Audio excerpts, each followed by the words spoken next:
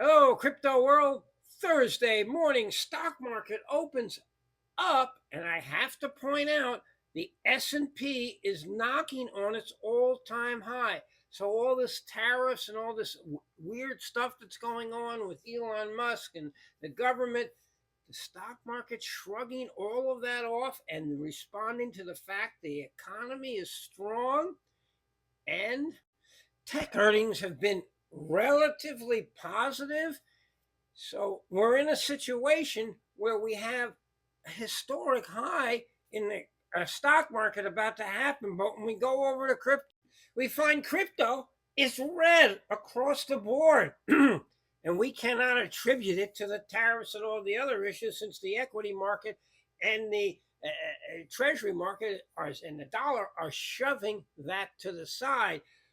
What we see is, number one, we still have disappointment in the fact that there has been no articulation about crypto specifically being in the strategic reserve on the US balance sheet.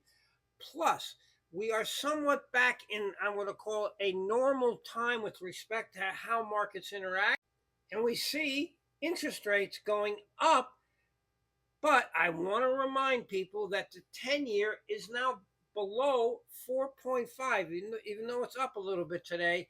And the crypto market's focusing on the fact that it's up, not that it's relatively low from where it's been.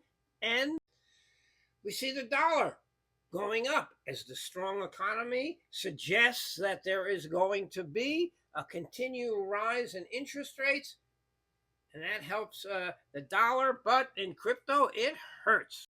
But don't think we don't have some good news in crypto land. The president of Czechoslovakia has just signed a law that said if you bought Bitcoin and held it for 3 years, when you sell it, you have no capital gains tax. That is something we would like to see in the United States. But it is now law in Czechoslovakia, and to my knowledge, this is the first country to, in effect, make trade buying and selling Bitcoin tax-free. This does not apply to all crypto. This only applies to Bitcoin. Bottom line, crypto is red, showing relative weakness to the equity market as the S&P is about to make an all-time high, as we in crypto land wait for clarity about the strategic reserve and whether Bitcoin is going to be included in it. And are they going to agree to not sell any of the Bitcoin that the U.S. Marshal has confiscated? That's the other thing we're waiting to hear. And my personal guess is, if we get that, we will see a rally in the entire crypto market. And I'm not ruling out the possibility that the strategic reserve will cover coins besides Bitcoin. But we need some clarity, not on what they're thinking about, but on what they're actually going to do. Otherwise, I'm afraid we're stuck in Redland.